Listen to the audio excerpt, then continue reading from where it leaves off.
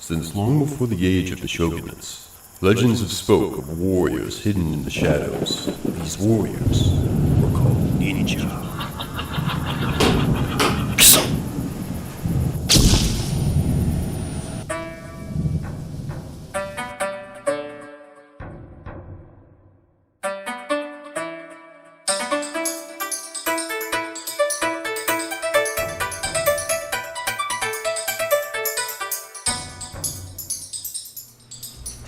Let's go back to the 1980s when ninjas were somehow at the forefront of our culture. Ninjas were just about everywhere, from movies to cartoons and video games, so let's take a look at a ninja game.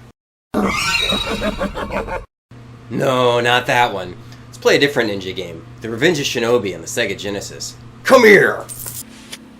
Back before retro gaming became a thing, somehow I managed to get a copy of this in the box for only $10.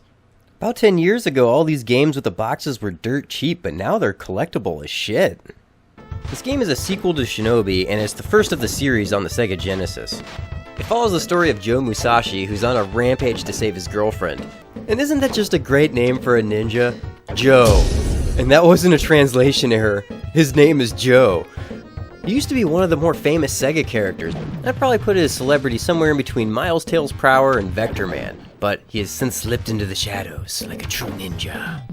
The Revenge of Shinobi takes place 3 years after Musashi defeated Zed. They have now reformed into a powerful crime syndicate, the Neo-Zed. Not wanting to get their asses kicked again, they decided to just kill every fucking ninja that threatened them, and in the process kidnap Musashi's fiance, Naoko. Eventually your goal is to rescue his girlfriend and exact revenge on the Neo-Zed. Yeah, teabag those fuckers. The general strategy here is the same as in most side-scrollers. Walk to the right and kill things. Joe has several attacks available to use. The most useful is the shurikens thrown at enemies. Most guys will only take one hit to kill, but some will take a few more. Luckily, you'll find shurikens all over the place, so you should rarely feel the need to conserve them. Getting caught without shurikens, though, sucks some major ass. When you're close up, you'll do a physical strike, either a slice or a kick. The biggest problem here is that the game decides automatically when you get close to something what it's gonna do. No, come on, throw the shuriken! This wouldn't be so much of a problem, but you just find yourself next to an item box way too often having to fight. It's pretty much the most dangerous place you can be. Look at this, these guys just keep on attacking me and I'm stuck punching a box. Fuck! Obviously I want to kill the bad guys first, then open the box. This wouldn't be so much of a problem, but unless you walk into harm's way to grab the item, then you still just keep on attacking the air like an idiot. I mean, look at this clusterfuck. I could really use that health, but I don't want to lose my power-up, so I'm not just gonna let him fucking hit me, and then it's gone! The health is gone! Fuck! And most of these hits don't even really deal a lot of damage, but it's just that it only takes one for you to lose your power-up. All around the maps, you'll find a POW item that makes your shuriken much stronger, and it allows you to use the Hazy Moon Katana. Another important skill to know is the double jump. You have to time the second jump so it's right at the crest of the first one.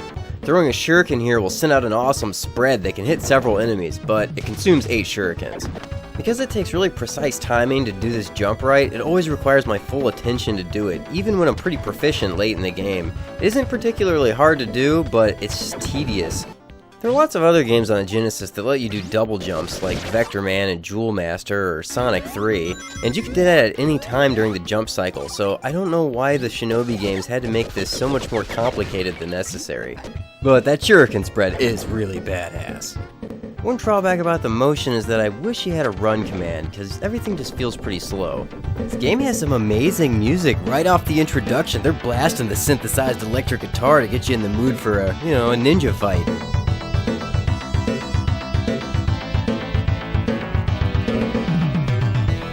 For some reason, this music in the factory always makes me think of Cat Scratch Fever.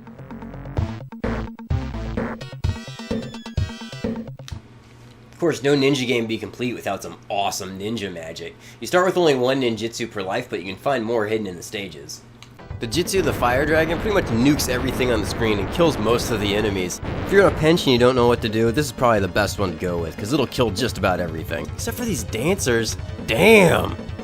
It's also a great way to get a finishing hit on a boss if you're just getting impatient and sick of fighting him. The Jitsu of Fushin will let you jump higher, but not farther. There were only a few times that I found this one useful, though. The Jitsu of Mijin? Well, you kill yourself.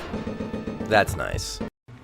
It does deal a ton of damage, and it prevents you from having to restart the stage. I guess if you have a ton of extra lives saved up, you can use it against a boss. Or never fucking use it!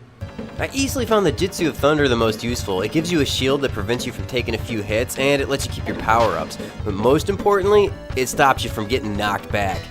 Yeah, this is one of those games. Like the Adventure Link or Ninja Gaiden, this game just loves to have those cheap kills. Why did so many games do this? Fortunately, there's only a few stages that abuse this hazard, and this ninjutsu really helps with it.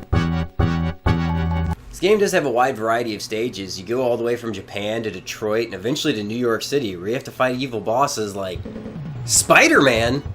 Yeah, that's definitely fucking Spider-Man, and Arewa dareda?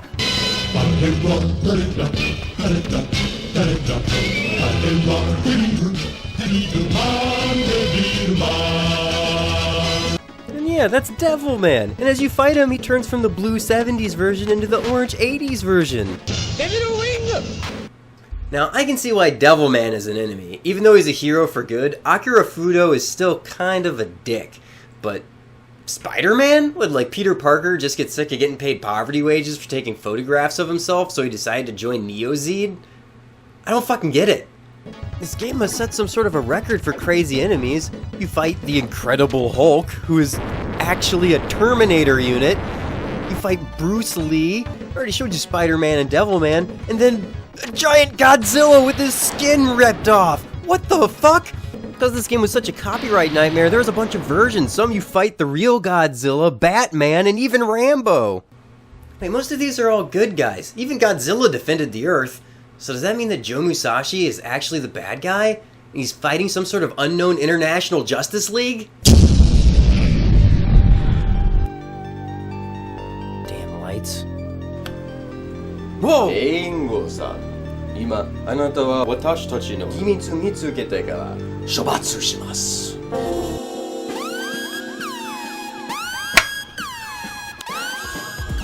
Shit, there's way too much glass in here.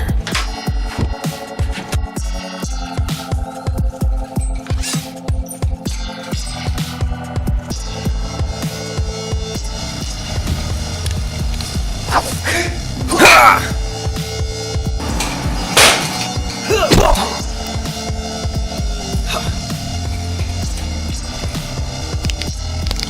僕は処罰を待っています。バカですよ。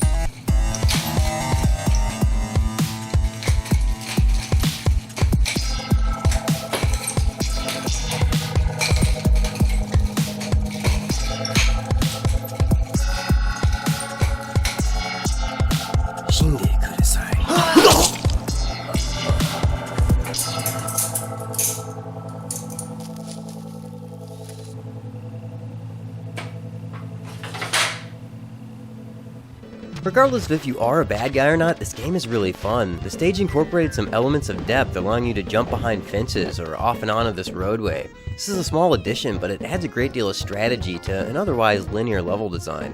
Other than this maze level, where the hell am I supposed to go? And don't worry, me knowing what each of these kanji mean doesn't help me anyways. They're just basic numbers, but there's no map screen, nor do you get a secret password to know what order to go in. Plus the numbers just label what room you're currently in and not where you're going to. Once you do figure out where you're going, it would behoove you to kill everyone in room 6, or room Loku, then backtrack for all of the power-ups because it really will help you with the final boss. Basically, you have to attack him, dodge his attacks, and keep the trap from crushing Naoko all at the same time, so the power-ups make this way easier. Good thing that the ninjutsu keeps you from losing your POW. All in all, Revenge of Shinobi is a pretty solid game, but it really could have benefited from the 6-button controller, which was released later in 1993. Just for fun, let's take a look at Shinobi 3, since I have it available. Make sure to keep that 32X out of the way this time. Right away, you can see the graphics are much more advanced. Everything is a lot more colorful and the details really show through. This game also has a run feature by double tapping the D-pad. You can do a lunge attack from on the ground or in the air. Running and jumping will let you clear a much further distance. And oh yes, wall jumps. Oh yes, oh fuck yeah. There's also a lot more variety to the levels too. Some of these, it's like they took Sonic the Hedgehog and Bubblegum Crisis and then threw them into a blender. Whoa.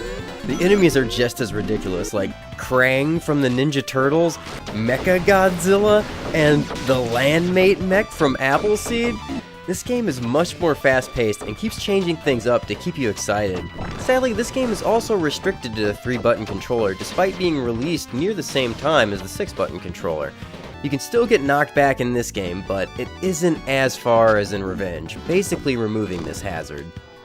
Both of these are great games. My only major complaint with them is that the difficulty is pretty easy, even for casual gamers, but the soundtrack is fantastic and the gameplay is great, so definitely pick them up. But now it's time for me to return to the shadows.